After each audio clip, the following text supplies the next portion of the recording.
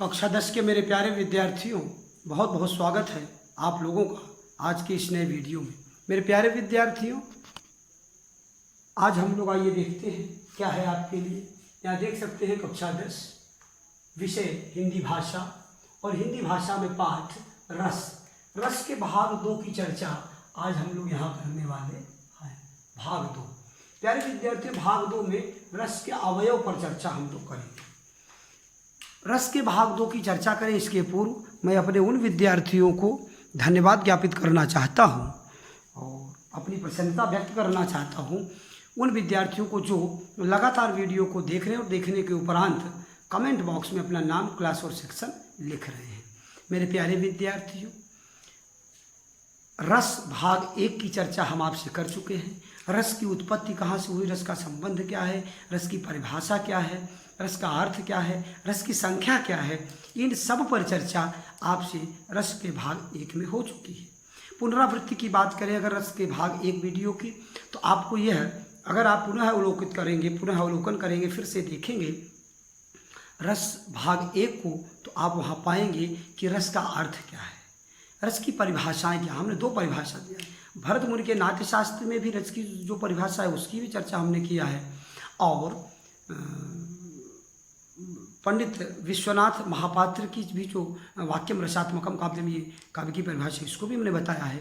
रस के संबंध में उसकी संख्या के बारे में जो डाउट्स है, जो बच्चों में संशय हो जाता है, उसको भी हमने स्पष्ट किया, क्लियर किया है।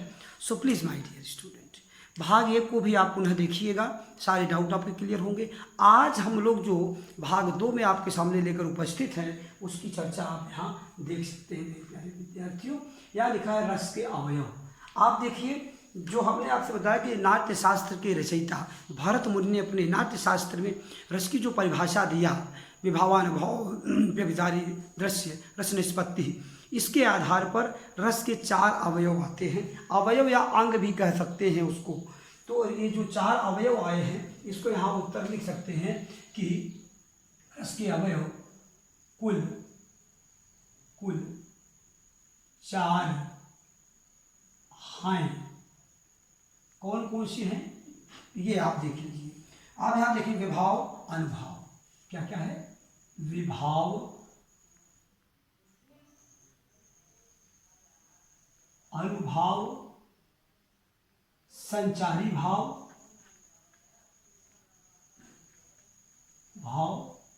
विभाव, अनुभाव, संचारी भाव प्यारे विद्यार्थियों, और संचारी भाव, विभाव, अनुभाव, संचारी भाव, और इसको व्यभिचारी भाव भी कहते हैं। और इसके अलावा क्या होता है, और चौथा है, और ये संचारी भाव को व्यभिचारी भाव भी कहते हैं, और यहाँ कह सकते हैं स्थाई भाव।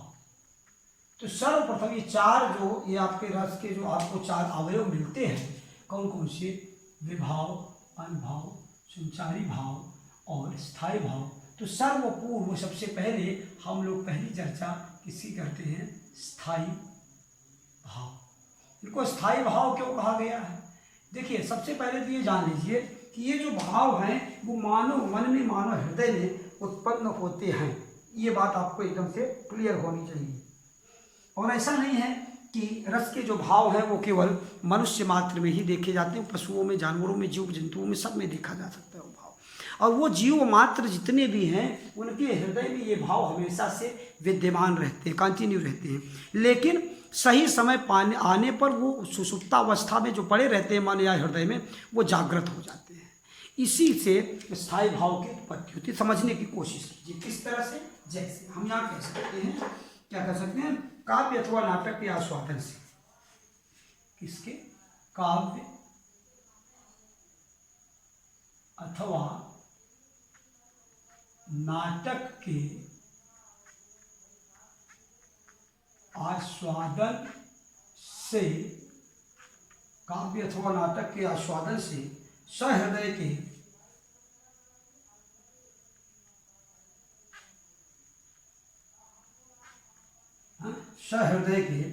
हृदय में भावों का, सहृदय के हृदय या मन में मन में भावों का, मन में भावों का संचार होता है, भावों का संचार होता है। और ये क्या होता है, ये हर मनुष्य के, अब इसी बात को आप हम यहाँ लिख दें या आप समझने की कोशिश कीजिए, या तो इसको लिख सकते हैं या तो आप समझ सकते हैं कि ये भाव मानव मन में हमेशा से विद्यमान रहते हैं, लेकिन सही समय आने पर वो उद्दीप्त हो जाते हैं। ये भाव प्रत्येक मनुष्य के हृदय में सहज मनोविज्ञान के रूप में स्थायी और विद्यमान रहते हैं। हाँ, फिर आप कह रहे हैं कि ये भाव साहित्य के आस्वादन के, हाँ, ये भाव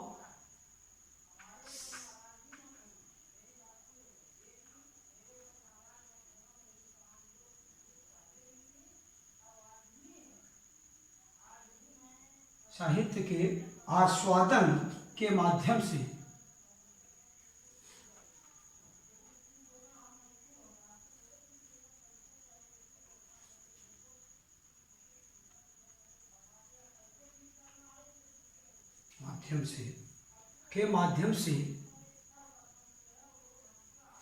अनुकूल परिस्थिति आने पर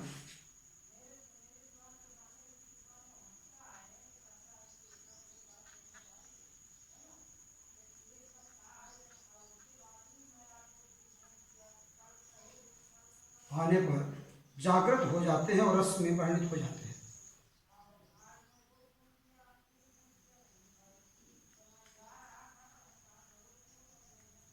जागृत हो जाते क्या, सुषुप्तावस्था से।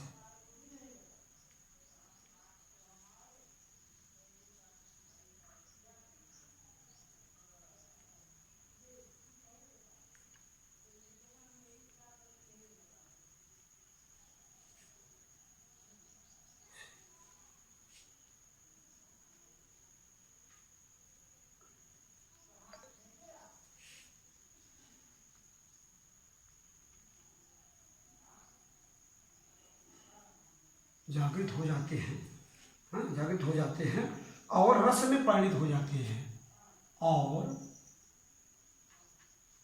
रस में बदल या परिणित हो जाते हैं। मेरे प्यारे विद्यार्थियों, आप यहाँ पर देख सकते हैं कि किस तरह से कह रहे हैं स्थायी भाव क्या है, काव्य अथवा नाटक के आस्वादन। क्या कह रहे हैं कि काव्य अथवा नाटक के आस्वादन से सहृदय के हृदय या मन में भावों का संचार होता है। ये भाव साहित्य के आस्वादन के माध्यम से अनुकूल परिस्थिति आने पर सुषुप्तावस्था से जागृत हो जाते हैं और रस में बदल या परिणित हो जाते हैं। तो जागृत हो जाते हैं कहाँ, सुषुप्तावस्था में। इसका मतलब है कि अच्छी चीज़ देखेंगे तो अच्छाई का भाव जागृत हो जाएगा, बुरी चीज़ देखेंगे बुराई का भाव जागृत हो जाएगा, सुख की चीज़ देखेंगे सुख का भाव जागृत हो जाएगा, दुख देखेंगे दुख का भाव जागृत। जिस तरह का साहित्य आस्वादन होगा, जिस तरह का नाटक, जिस तरह की घटनाएं परिस्थितियाँ, यहाँ साहित्य भले लिखा है लेकिन आप बात समझ के चलिए कि घटनाएं परिस्थितियाँ जो भी मनुष्य के सामने जिस तरह की चीज़ें आएंगी उसी तरह का भाव परिणित हो जाता है, बदल जाता है या जागृत हो जाता है। इस बात को आप समझने की कोशिश। अब इनकी संख्या की बात अगर करें तो यहाँ आप कह सकते हैं कि इनकी कुल संख्या कितनी है, मुख्यतः स्थायी भाव माने गए हैं। तो यहाँ लिख सकते हैं आप रेड मार्कर से कि इनकी संख्या,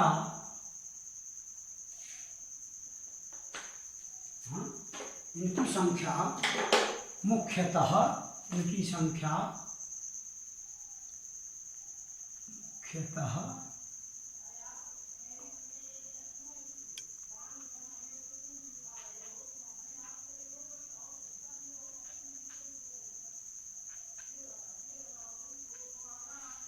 मानी गए, 9 मानी। कौन कौन से हैं, रति जैसे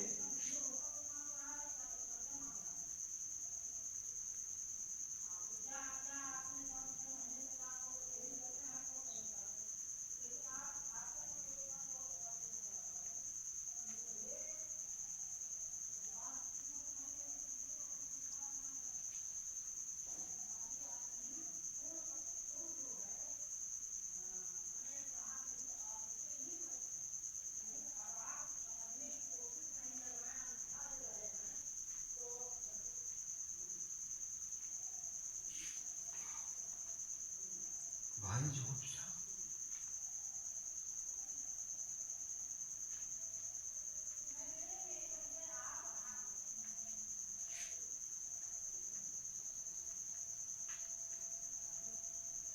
भाई जुगुप्सा, विस्मय, निर्वेद।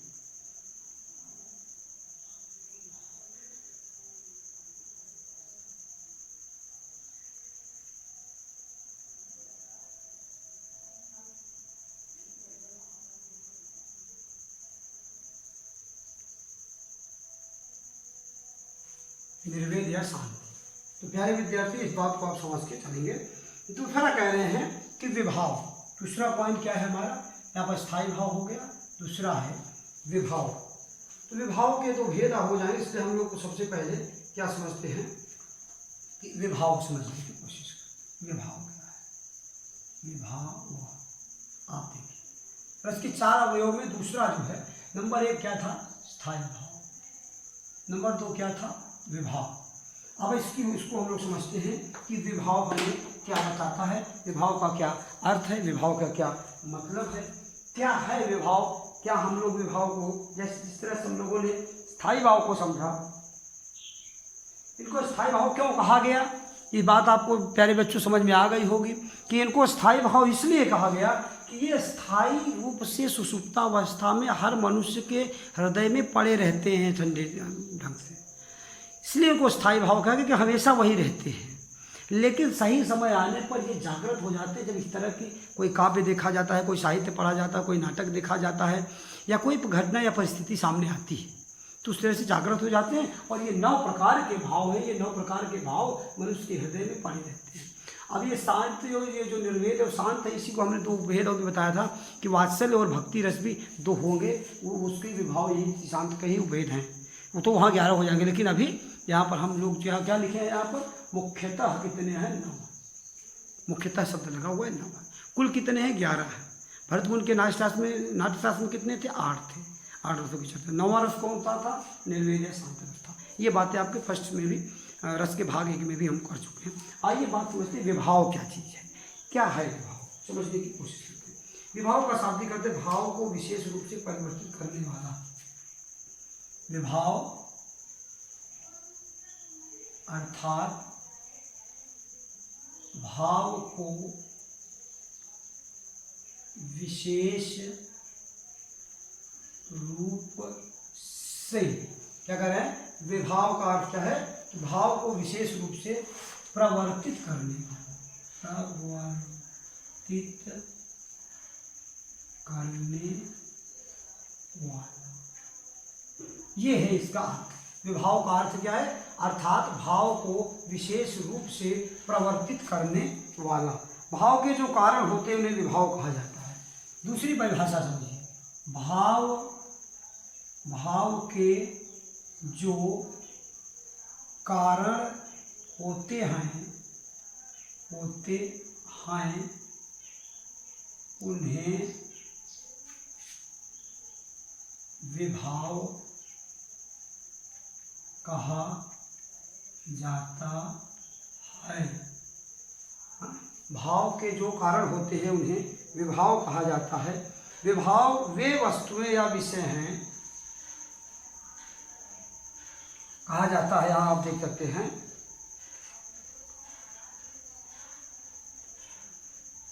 वे सब जो स्थायी भाव को जागृत उद्दीप्त करते विभाव करते हैं। अब यहाँ पर दूसरी बात कह सकते हैं कि वे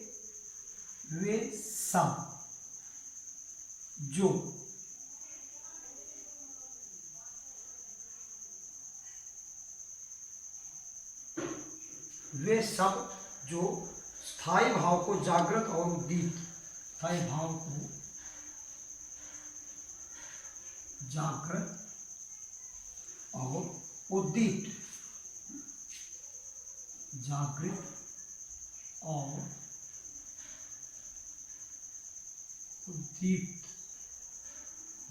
और उद्दीप्त करते हैं विभाव का, उद्दीप्त करते हैं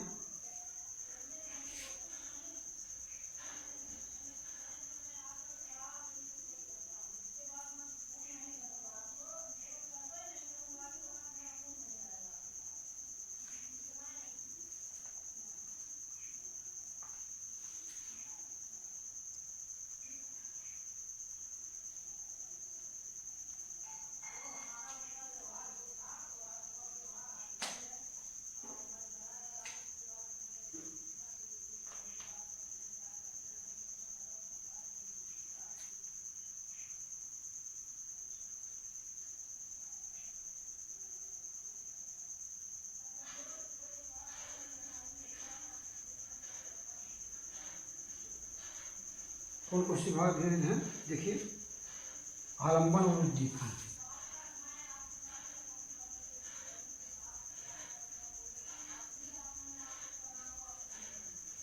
पहला है आलंबन विभाव और दूसरा है उद्दीपन विभाव।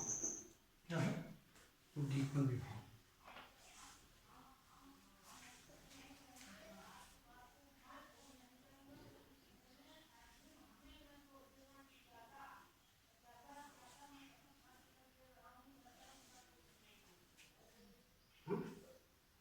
तो आलंबन विभाव को समझने की कोशिश करेंगे।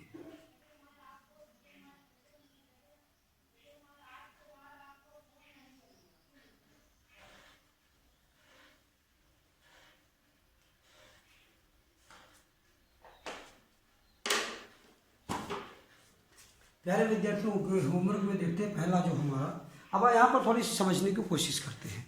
हमको लगता है कि प्यारे विद्यार्थियों कि आप विभाव को भी समझ गए होंगे। अगर आप संचारी भाव या स्थायी भाव को समझ रहे हैं, अगर आप स्थायी भाव को समझ रहे हैं कि स्थायी भाव ऐसे भाव हैं जो मनुष्य के हृदय में हमेशा सुषुप्तावस्था में पड़े रहते हैं, लेकिन घटना या परिस्थिति, साहित्य के आस्वादन, नाटक को देखना, साहित्य को पढ़ना या किसी भी घटना या परिस्थिति को देखने के बाद ये जागृत हो जाते हैं और जागृत होकर ये जो है स्थायी भाव के रूप में जागृत होकर ये बदल जाते हैं और रस में परिणित हो जाते, रस में बदल जाते हैं। लंबे समय तक उसी भाव में पड़े रहना ही रस की अनुभूति है। थोड़ी समय के लिए कोई खुश हुआ, कोई गुस्सा हुआ, ऐसे इससे नहीं होता। स्थायी भाव का मतलब एक समय तक, लंबे समय तक वो उसी भाव में पड़ा रहे वो मनुष्य, ये होता है। अब यहाँ अगर आपको स्थायी भाव समझ में आया, इसका मतलब है कि अब विभाव और अनुभाव भी आपको समझ में इसलिए आएंगे क्योंकि स्थायी भाव को ही जागृत करने के जो कारण होते हैं, जो रीजन होते हैं, वही है विभाव। क्या कह रहे हैं? विभाव का अर्थ है भाव को विशेष रूप से प्रवर्तित करने वाला, सबसे अच्छे ढंग से बताने वाला, समझाने वाला। यहाँ दूसरा बात है कि भाव के जो कारण होते हैं उन्हें विभाव कहा जाता है। भाव के जो कारण होते हैं मतलब भाव जो जागृत हो रहा है, जो बन रहा है परिस्थिति, उसके जो कारण है वो विभाव है। वे सब जो स्थायी भाव को जागृत या उद्दीप्त करते हैं, ये स्थायी भाव जो हृदय में हमारे पड़े हुए हैं, वो जो जागृत करे, वो घटनाएं, वो परिस्थितियाँ, वो सिचुएशंस जो हैं आसपास, वही हैं सब, क्या वही सब हैं विभाव। अब इसके दो भेद हैं, आलंबन विभाव और उद्दीपन विभाव, जिसकी चर्चा हम नेक्स्ट वीडियो में अर्थात रस के भाग 3 में करेंगे। आइए थोड़ा सा होमवर्क देखते हैं क्या है हमारे लिए। आप सबसे पहले देखेंगे कि संपूर्ण अध्ययन सामग्री का कम से कम 2 बार, कितनी बार? 2 बार अवलोकन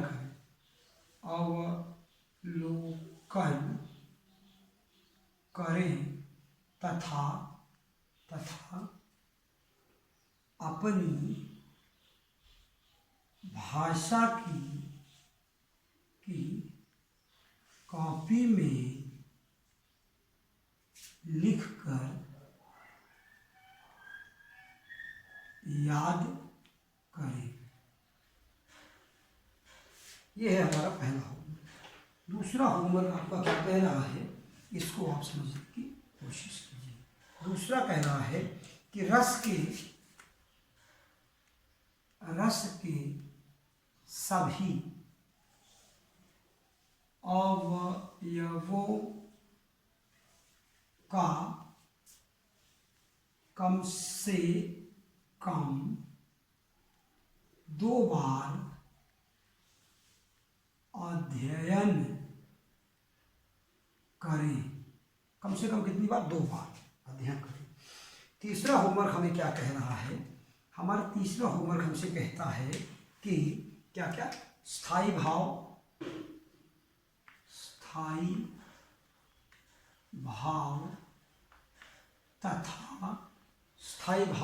तथा विभाव को अपनी भाषा की कॉपी में लिखकर लिख कर याद करें, याद करें। अब इनकी जो संख्या है, किसकी, स्थायी भावों की संख्या, तो इनके नाम भी आपको प्यारे विद्यार्थियों याद करना है। इनके नाम आपको याद करना है, केवल 9 है, आप इनको गिन सकते हैं, 1 2 3 4 5 6 7 8 9। इन 9 को भी आपको याद करना है, ये बात आप जानते रहिए। प्यारे विद्यार्थियों, आज के लिए इतना ही। जो भी आपको अध्ययन सामग्री उपलब्ध कराई है उसका पूरे ईमानदारी के साथ, पूरे परिश्रम के साथ अवलोकन करिएगा, अध्ययन करिएगा और अपनी अभ्यास कॉपी में लिख लीजिएगा, लिखकर याद करिएगा। आज के लिए इतना ही, इन शुभकामनाओं के साथ कि आप घर में होंगे, सुरक्षित होंगे, अपने बड़ों छोटों सबका ख्याल रख रहे होंगे। आज के लिए इतना ही, मिलते हैं नेक्स्ट वीडियो में, तब तक के लिए धन्यवाद।